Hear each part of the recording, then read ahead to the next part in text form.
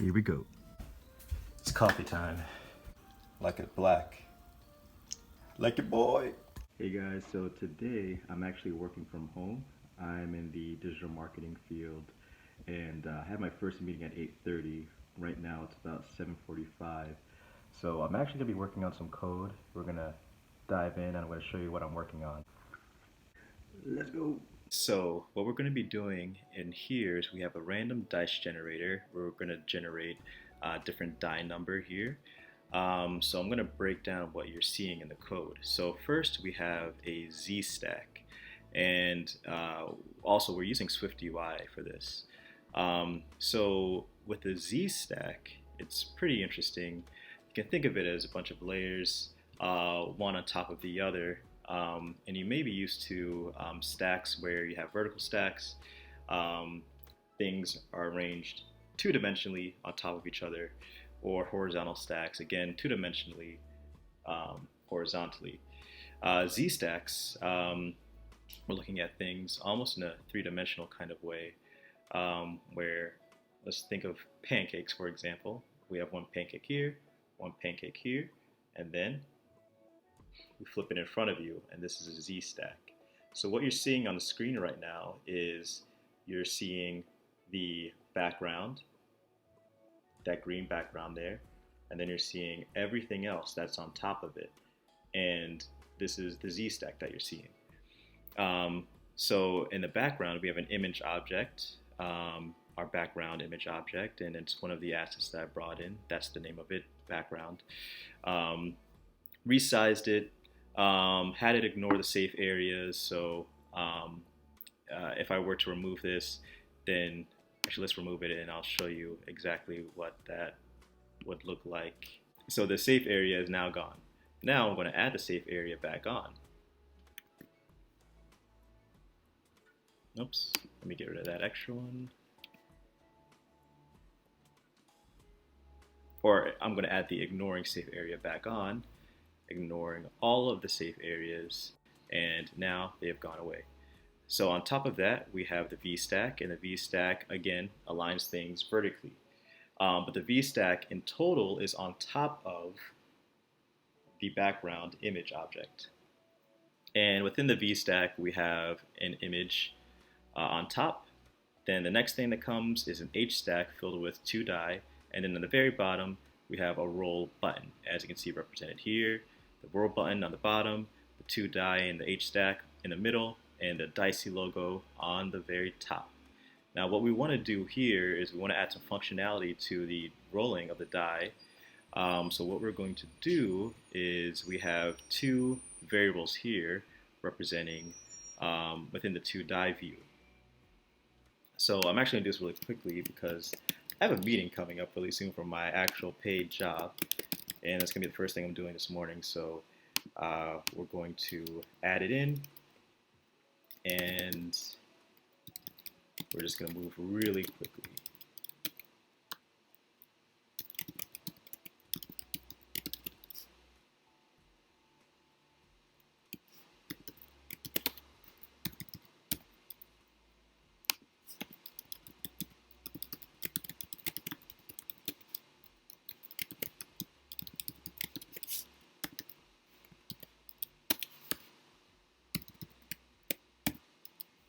Okay, now I'm going to run this, and I want to show you guys what it looks like.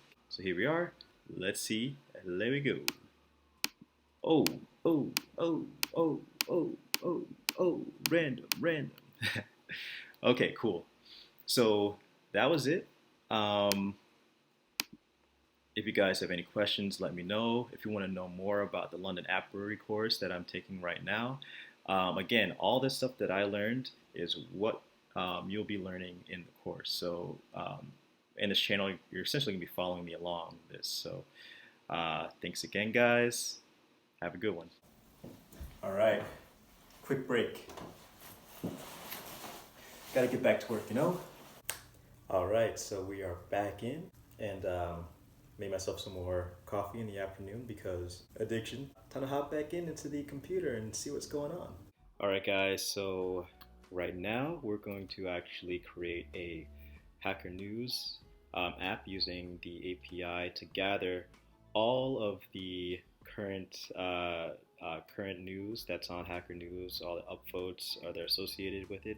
You'll click on the headline, and it'll take you to the article that is linked to it. Again, this is something that I'm learning from London App Brewery, so you're kind of learning along with me. So come on in, and we're going to be getting started. All right, technical difficulties. So, turns out I had some weird glitchiness happening with our screen recording, and it just didn't record everything. It didn't record everything that I was working on. So, we're back out of the computer, and what I promise you guys is that I'm going to go back and do another screen recording of the Hacker News app that I'll be working on in the lesson. So, taking guys out, decided to do a little bit of coding outside. I'm at a nearby park, and I wanted you guys to get a view of these mountains and the water too.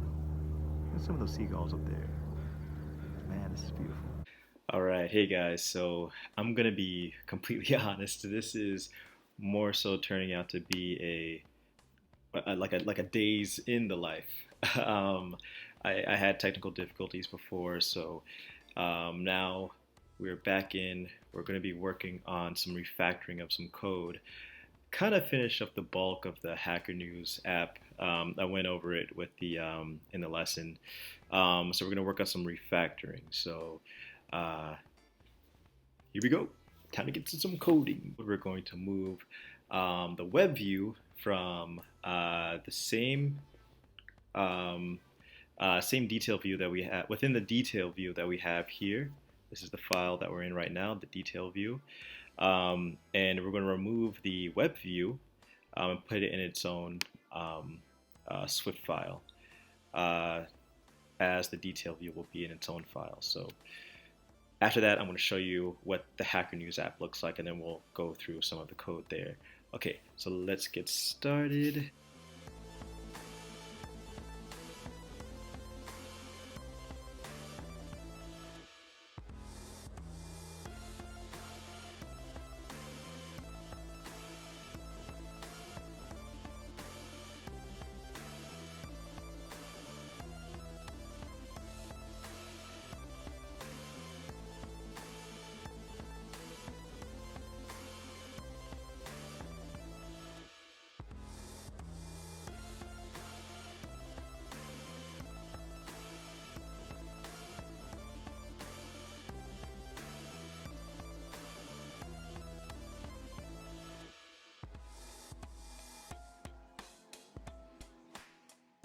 Okay, so what did we do here? So I'm going to show you exactly what happened with this app. So I'm going to run it.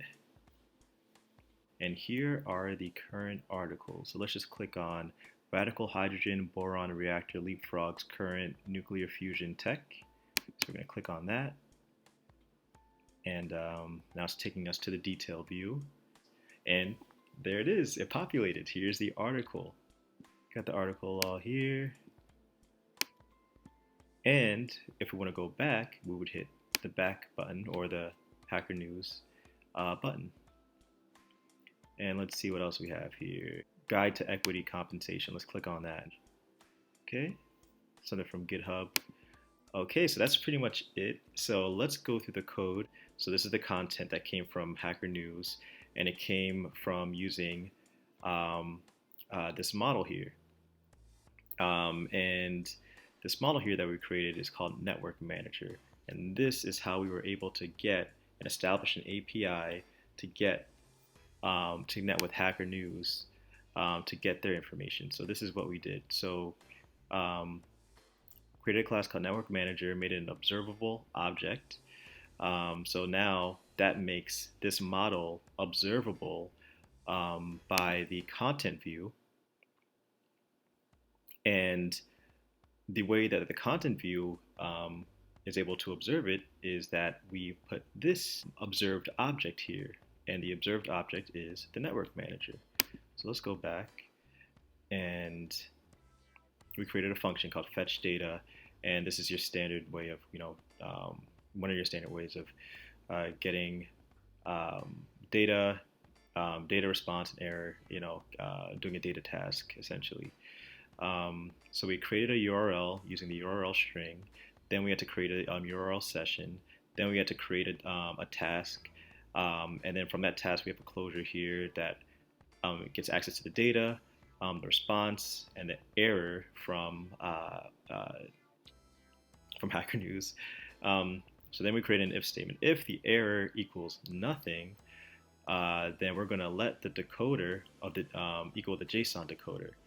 And because our data was an optional, we wanted to not make it an optional. So we created this variable called saved data, and then we did a do try catch here, and let the results equal this first option of trying to decode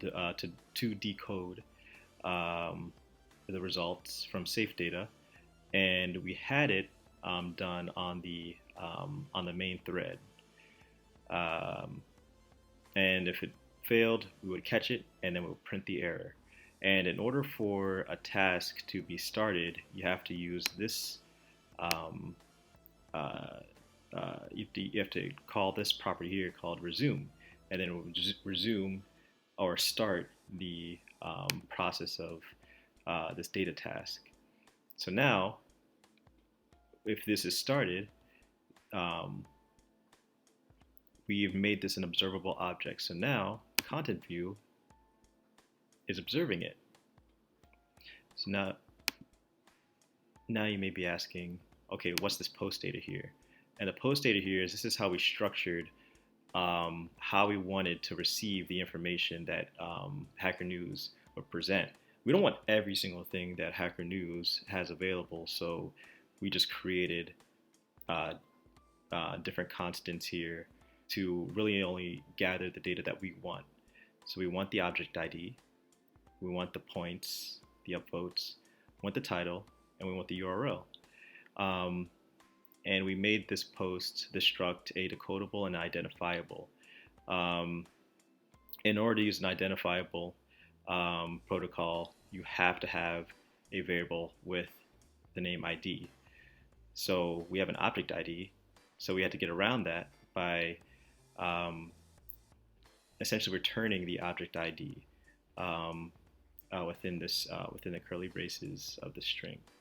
So that structure that we have in the post data leads us to our network manager. So now our network manager uses this model and only takes this information from the API, brings it here, and then populates it in the content view, so the first screen that you saw. So the next screen that you see is the detail view, and this is where you would see the content populated on the screen. So that's pretty much it. If you want to see it again, we can run it. Una más. Okay, so let's look at this one. Google resists demands from states in digital ad probe. Let's click on that. Check that out. All right, guys. So it's been real. Appreciate this. Thank you for checking this channel out, this first video out. Hope you guys subscribe and like and dig this, and let me know if there's anything else that you want to see. I really want to show you guys code in this channel. I don't want to just show you guys vlog kind of stuff. So you're gonna see a lot of stuff that's gonna be happening within the computer. So cool. All right. Have a good one.